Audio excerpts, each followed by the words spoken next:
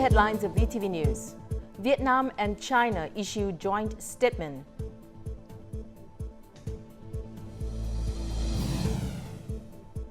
Farmers call for urgent financial support.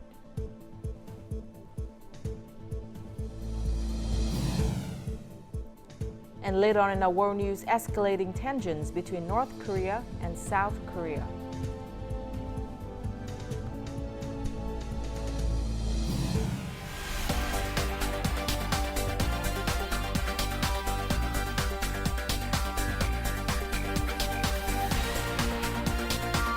Broadcasting from Hanoi, the capital of Vietnam. VTV News starts right now. Hello and welcome to VTV News, broadcast live to you from Hanoi. You're with me, Lina Phạm, and here's the top news of the hour. On Monday, Party General Secretary and State President Do Lam handed over appointment decisions to 16 ambassadors to foreign countries for the 2024 to 2027 tenure. More in the following. Vietnam's senior leader congratulated the ambassadors on their appointment, saying this is a great honor and a major responsibility entrusted to them by the party, state, and people. Sharing the advantages and challenges with the newly accredited ambassadors, the top leader emphasized that Vietnam's position in the international arena has been strengthened. The country has participated actively and responsibly in multilateral forums. In particular, it is expanding its relationships and cooperation in all areas, not only through state diplomacy but also through party and people-to-people diplomacy channels, and in the fields of diplomacy, socio-economics, culture, security, and defense. However, the demand for development remains high, with numerous challenges, and the pace of development has yet to meet expectations. In addition, the goal of becoming a high-income industrialized country by 2045 in celebration of its 100th founding anniversary is an extremely heavy task requiring the collective effort of the entire nation. Vietnam participates deeply in the global economy and the global supply chain. Our roles are not small at all, and we must further engage in the civilization of humanity, not just cultural diplomacy. We must introduce our values and absorb the civilization of other nations. Ambassadors are not only representatives of the Ministry of Foreign Affairs or for diplomacy, but they work comprehensively across all other aspects. They are not just information gatherers or antennas, nor simply bridges but key implementers of foreign policies. Vietnamese ambassadors in foreign nations should play an active role as intermediaries and problem solvers for the country in the international arena. No one can fulfill these roles better than ambassadors.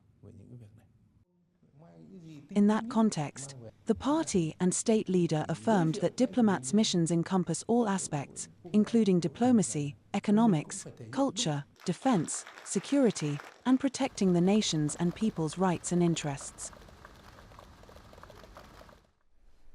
Vietnam and China issued a joint statement on strengthening the comprehensive strategic cooperative partnership between the two countries during a visit to Vietnam by Chinese Premier Li Qiang from October the 12th to the 14th. Both leaders reaffirmed their commitment to strengthening the comprehensive strategic cooperative partnership and building a shared future. Discussions covered cooperation in political, economic, security, and cultural fields.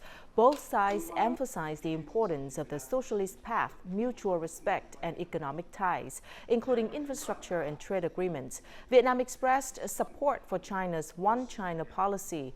At the same time, China acknowledged Vietnam's achievements and pledged to support Vietnam's future development goals, fostering regional peace and stability.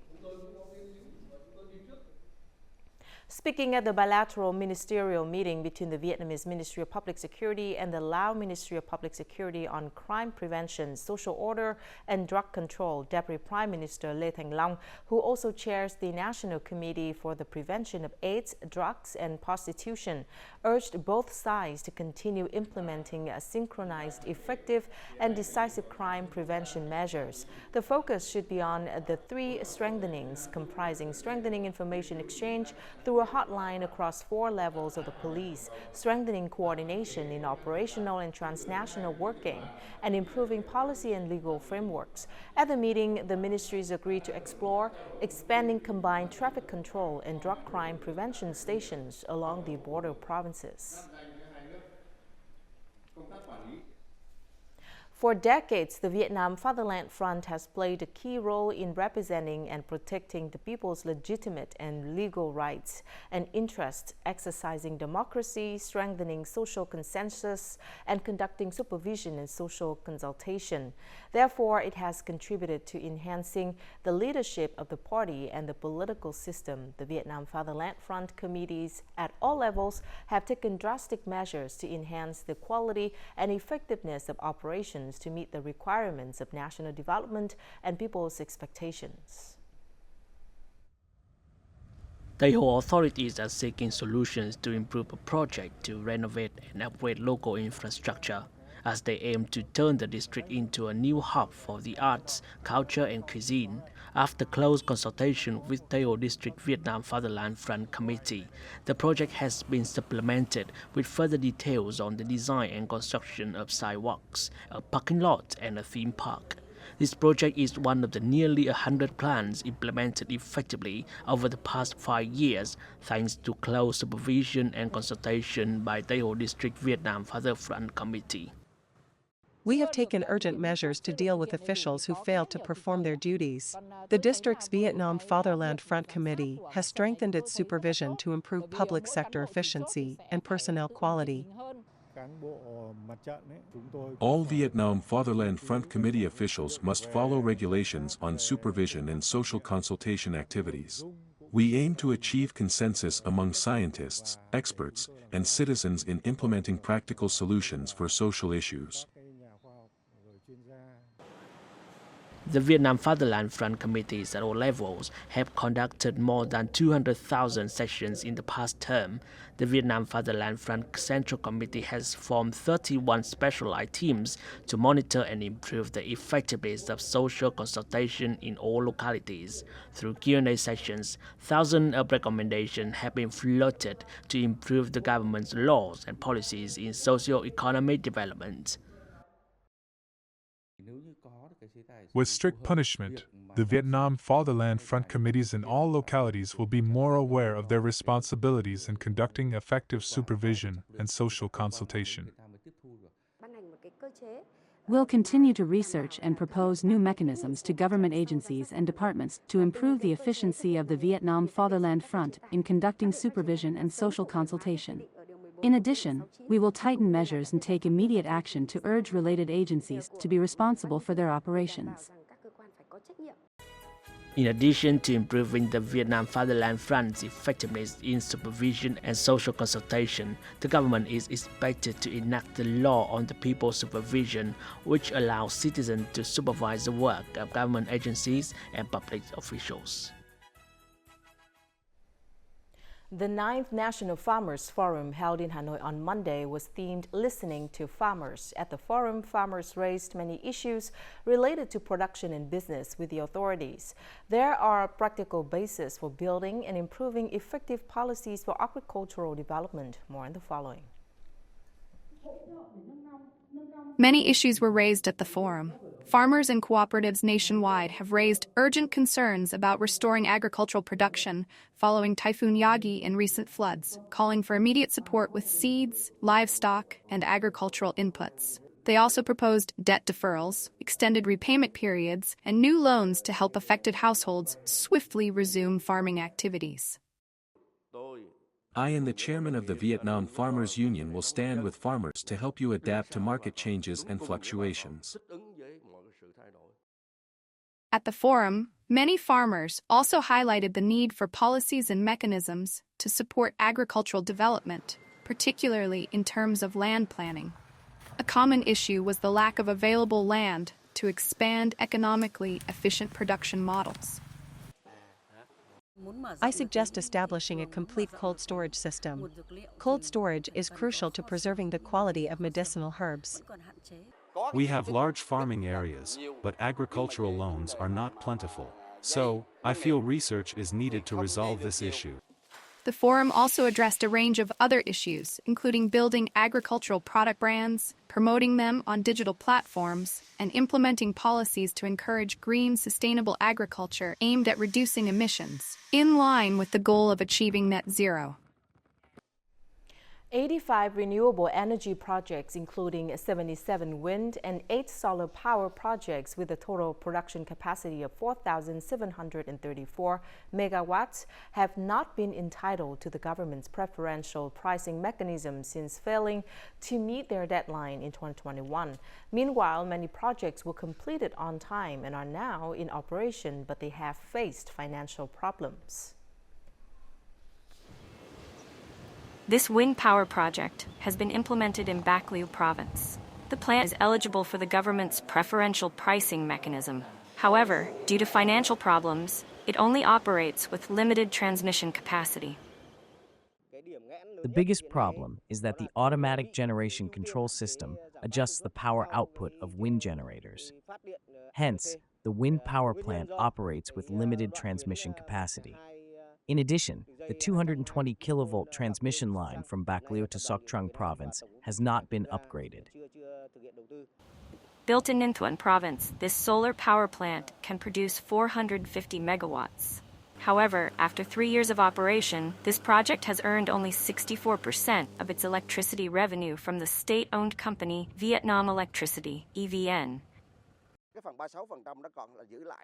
EVN has not paid for the electricity we produced, worth more than $28 million, as it said it was waiting for a price mechanism. So far, nearly $61 million have not been paid for us. While EVN has not paid for many renewable energy projects, localities are having difficulties attracting investment in green energy.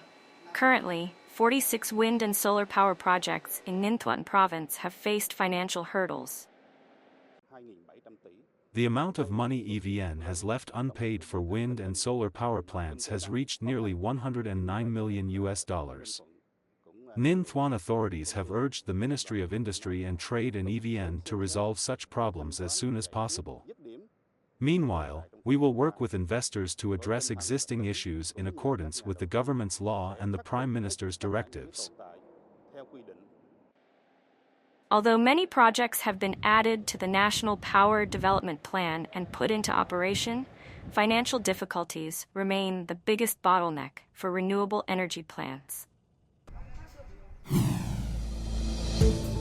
Coming up next. In 2 days, all telecommunications companies will stop providing 2G mobile phone services in Vietnam. And Vietnam Night to promote Vietnamese cinema at the 29th Busan International Film Festival.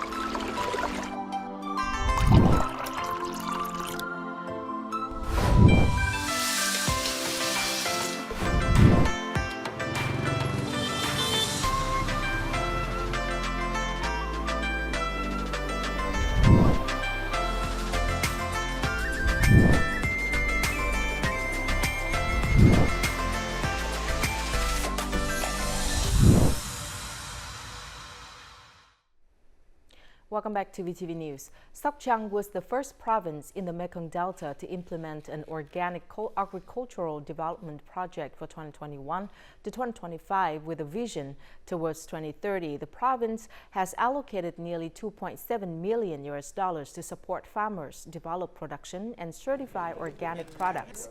After 2 years, the Organic Agricultural Development Project in Sóc Trăng has supported 32 production business models in farming and livestock.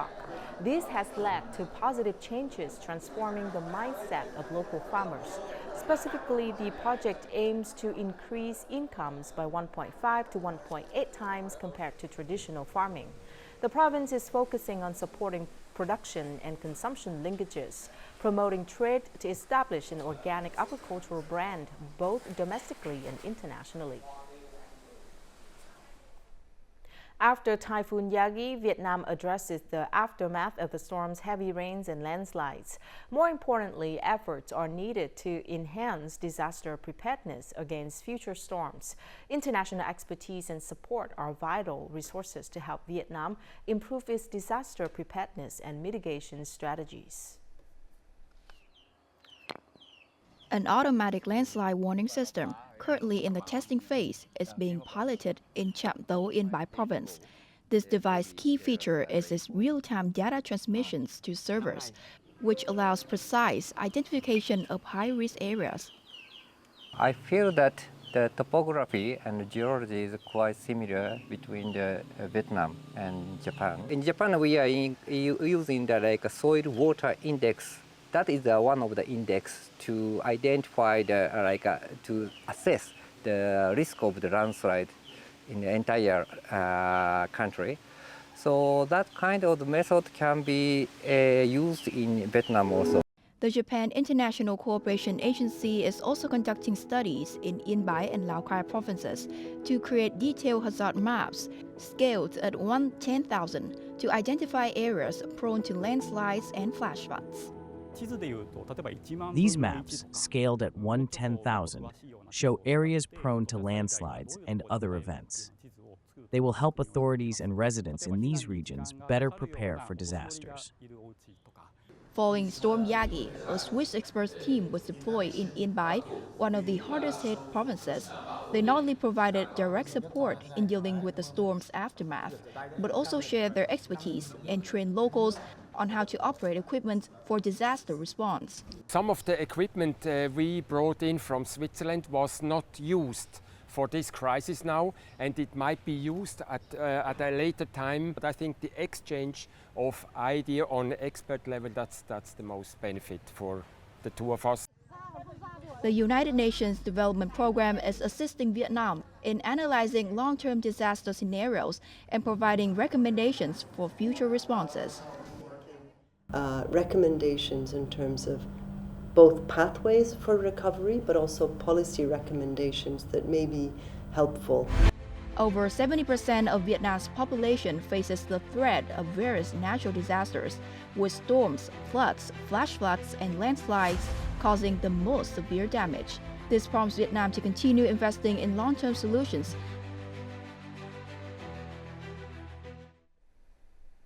As the final quarter of the year approaches, consumer spending is set to soar, prompting businesses to boost production and distribution efforts. Stimulating consumer demand is vital for driving year-end growth. Maintaining price stability is also essential to attract shoppers and effectively encourage spending. This local cooperative is taking significant steps to restore its organic vegetable supply in the aftermath of Typhoon Yagi. This includes rebuilding a 1,400 square meter greenhouse that collapsed and investing in new seed sowing machinery to replace damaged equipment. We expect to launch 100 to 150 tons of fresh vegetables into the market in just over a month. Our goal is to supply 800 to 1,000 tons of various vegetables to meet the needs of Hanoi and surrounding provinces during the Lunar New Year. Domestic demand has surged dramatically this year. A leading supermarket chain anticipates revenues to reach approximately 1.3 to 1.4 billion US dollars, an increase of 8 to 13% compared to the same period last year. The supermarket has stockpiled its inventory to ensure a robust supply and prevent shortages during peak periods. We are expanding partnerships with cooperatives and plantations in Lam Dong and the southern regions. In the north, we are adjusting our production plans at Winco in areas affected by the storm to ensure adequate supplies for the year-end and the Lunar New Year. Alongside the efforts of businesses and cooperatives, local merchants are collaborating with relevant authorities to enhance price management, a crucial factor in controlling inflation. Initiatives are underway to promote trade and ensure market stability as the year concludes. The ministry is assessing the supply chain, particularly for food products. Businesses also need to strengthen processing capabilities to ensure sufficient supply for the final months of the year. Local authorities and relevant sectors are closely monitoring market trends to implement strategies that facilitate smooth goods circulation while intensifying oversight of distribution practices to prevent hoarding and price spikes. In 2 days, all telecommunications companies in the country will stop providing 2G mobile phone services, according to the Ministry of Information and Communications. There are about 410,000 2G subscribers yet to transition to 4G, down from 18 million in January this year. On October 14 and 15, telecom companies will continue to mobilize all employees nationwide to help customers, particularly in remote areas, upgrade their phones from 2G to 4G. The ministry also urges mobile phones retailers and service providers to guide users on how to check their phones to avoid buying fake or mislabeled 4G phones that are 2G. Users should contact their network providers' authorized dealers for guidance on purchasing quality-assured phones. The Vietnam Film Development Association, in a coordination with the People's Committees of Da Nang City and the provinces of Ninh Bình, Phú Yên, and Quảng Ninh, hosted a Vietnam night to promote Vietnamese cinema at the 29th Busan International Film Festival, which was held in the Republic of Korea from October the 2nd to the 11th. Spectacular scenes were filmed in the two Vietnamese central provinces of Ninh Bình and Quảng Bình for the film Kong Skull Island.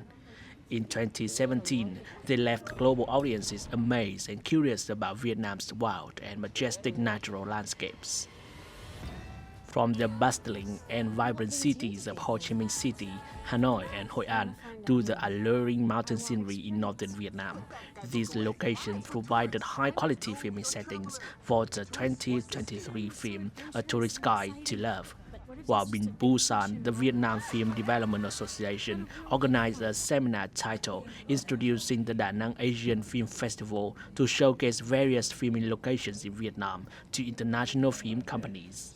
Criteria geared to attract movie-making interest encompassed financial support, information support, location support, legal procedure support, and infrastructure. We want to put aside the word potential and turn that potential into actual effectiveness. The association developed the Production Attraction Index, PAI, and the Film Crew Attraction Index for localities with 5 criteria. It has become an opportunity and a solution for provinces to introduce themselves and their filming locations. This year, Vietnam had more than 5 booths. All attendees at the film festival noted that it has significantly promoted various provinces and cities as filming locations, while also boosting international sales for domestic films.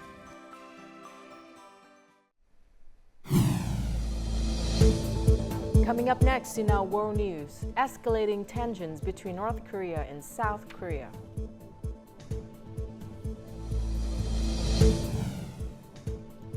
And scientists discovered deodorants deposit particles into lungs.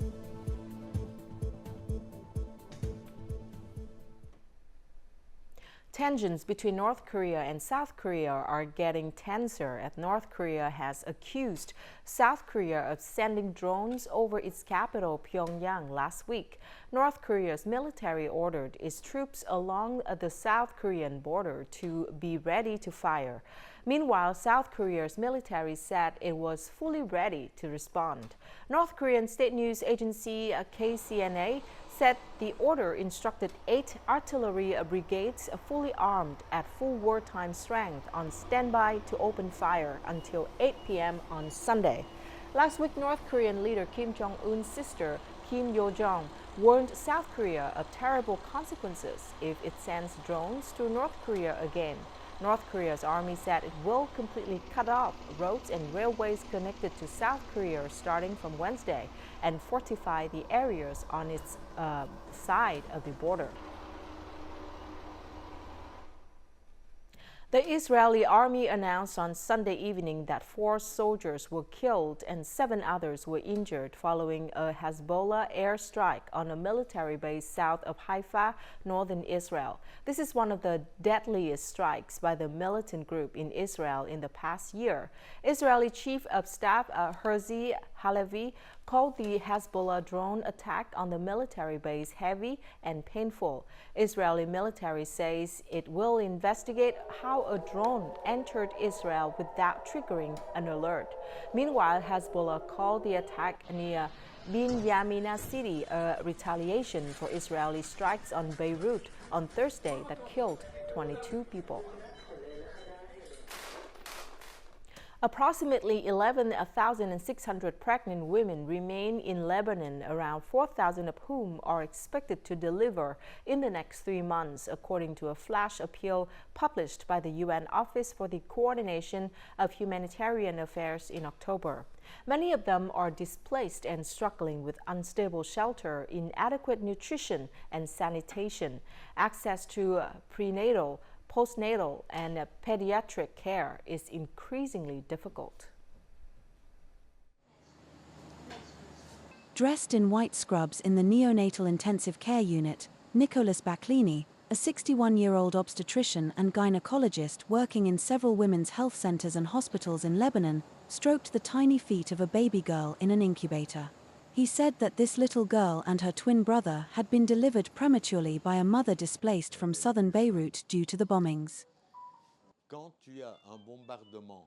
If you have a bombing not far away and the pressure that comes to where you are, the building, comes to your belly and puts pressure on your belly, your water breaks. When your water breaks, the contractions start, and even if you're in the 5th month, you're going to give birth. So, you have premature labors, and you can have early miscarriages, but that's due to the bombing, not the stress. Everyone is stressed at the time of a bombing, but that's the direct effects of the bombing.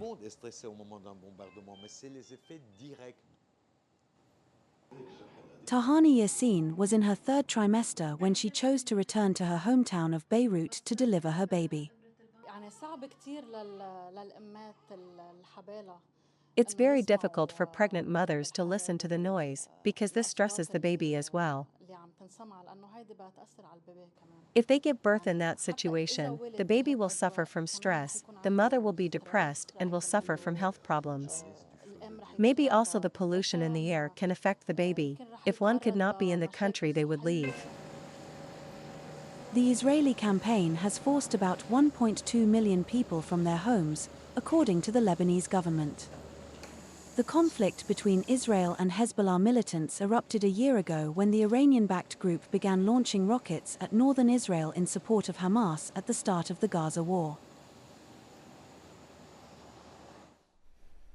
Indoor use of personal hygiene products is a potentially important source of human exposure to volatile organic compounds, according to a new paper in the journal Environmental Science and Technology Letters. Personal hygiene products, including roll-on deodorant, hand lotion, body spray, perfume and spray shampoo, contain an amalgamation of over 200 volatile organic compounds, which then react with ozone in the air to form other potentially dangerous chemicals. The researchers say that these newly formed chemicals may enter our lungs daily and could have unknown effects on human respiratory health.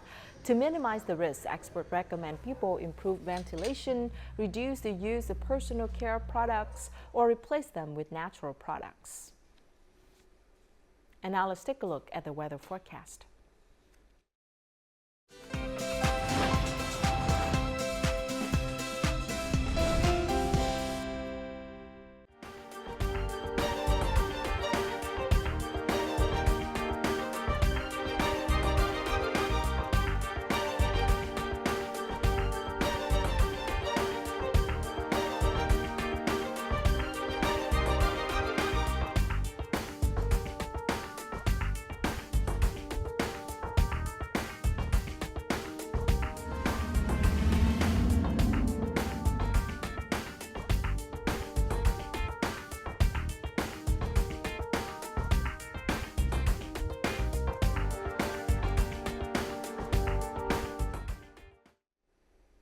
And that's it for this edition of VTV News. Thank you very much for watching. To rewatch our program, you can download VTVgo from App Store or Google Play, or tune in our YouTube channel at youtube.com/VTV4Go. Goodbye and see you again at 3 p.m. local time.